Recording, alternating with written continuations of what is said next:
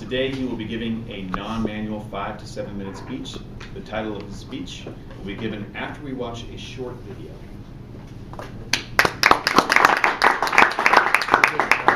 Right. Sorry. Actually, it's 16. Like 16. Okay. I didn't give you the written change, just the verbal change.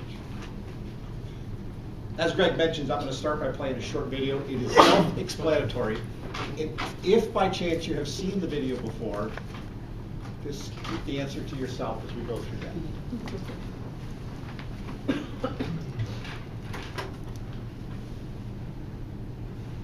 did turn it off. Probably went to sleep. Just make sure it clicked open all the way.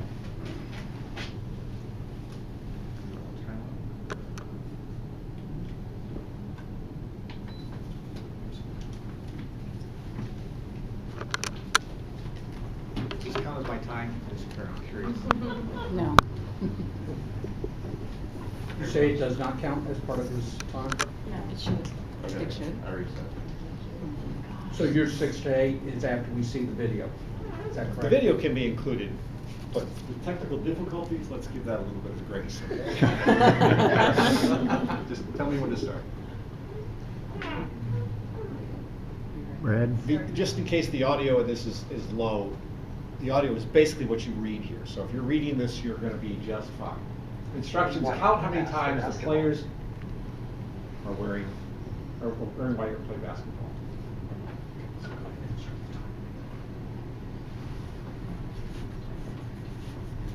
Something's not right.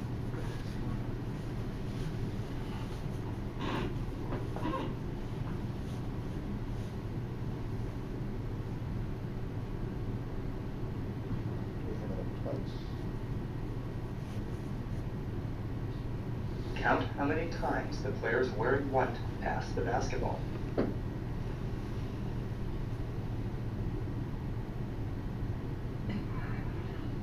It's really fun.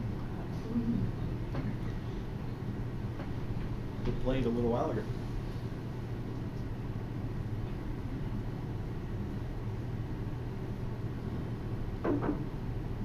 But did you see the gorilla? Oh,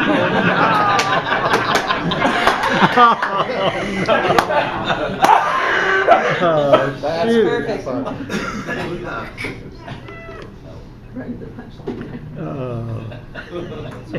Well, that is really unfortunate. Now what? The video shows 6 people wearing black and white, regular outfits, right clothes, and they're in a serpentine pattern going back and forth, and there are 2 basketballs being passed between the 3 black dressed characters and the 3 white dressed characters, white and khakis or whatever they're wearing.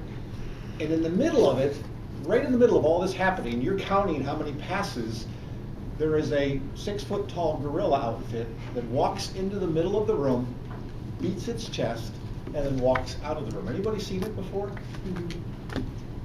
And most of us never see the gorilla. It's quite remarkable. Unfortunately, I can't show it to you. Again, it worked just a minute ago. My talk today is on multitasking.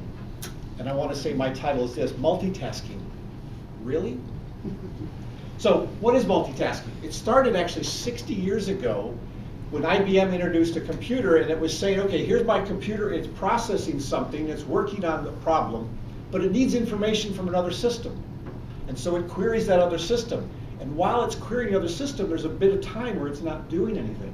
So they created a scheduling software that said, well, let's process something else while this is taking place. And when that information comes back, it then processes that. And all that's happening in nanoseconds. Besides being really small, anybody know what a nanosecond is? 1/1000th of a second. Take a second, divide it up into a billion parts, 1 nanosecond is that, or 10 to the minus 9. A very small amount of time.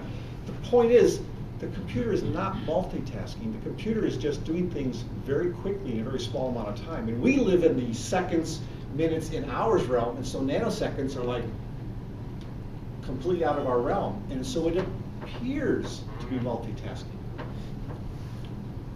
Or does it? Your computer ever hang up sometime? Mine does. So let's talk about human multitasking. Real basic example: walking and chewing gum.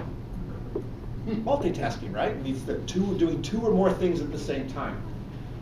Really pretty basic, everybody can do it. Everybody? Ever give a 2-year-old a piece of gum and ask them to chew at the same time and walk at the same time? It can be rather humorous. Let's take another example, walking and talking. So two people walking down the street and they're having a conversation, walking and talking. Now here we have two different activities, walking, physical activity, and some brain going on as you are having this dialogue.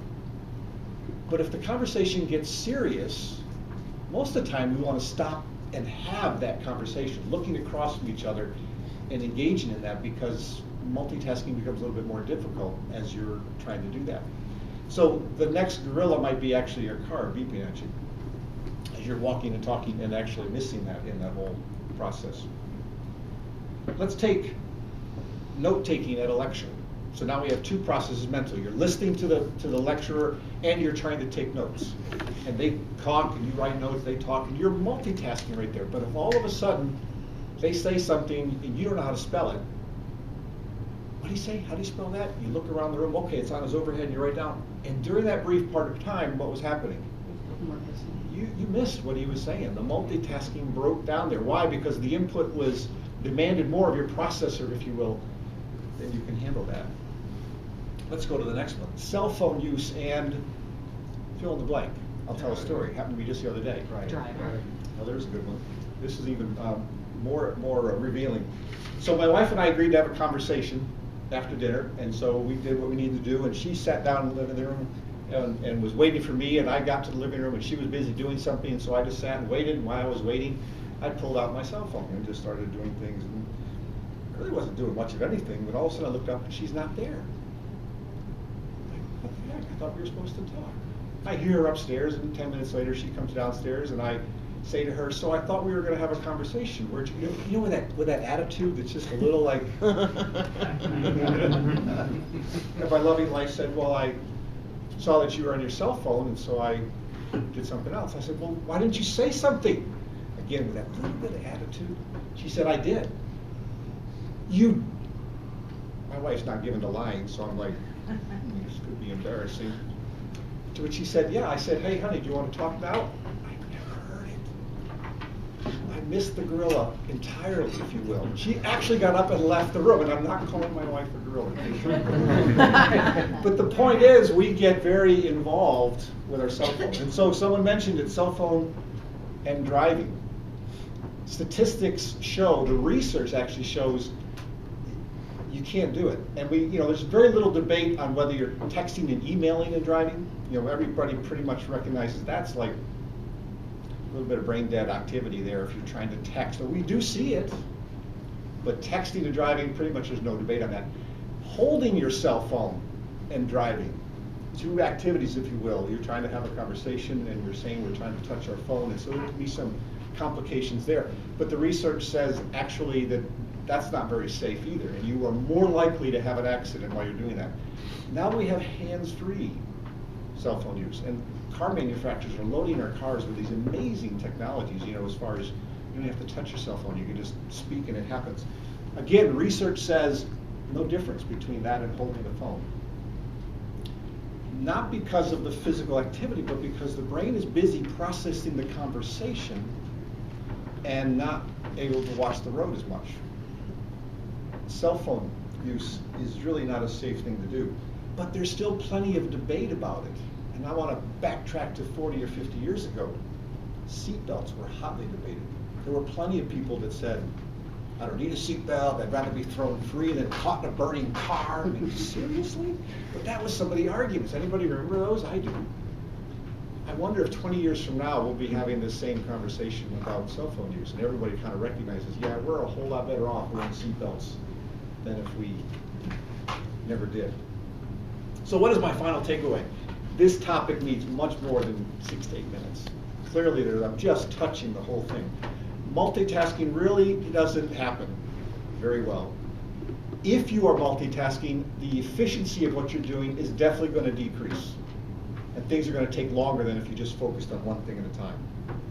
Secondly, your accuracy is going to fall off. You're not going to be accurate. You're going to miss the gorilla.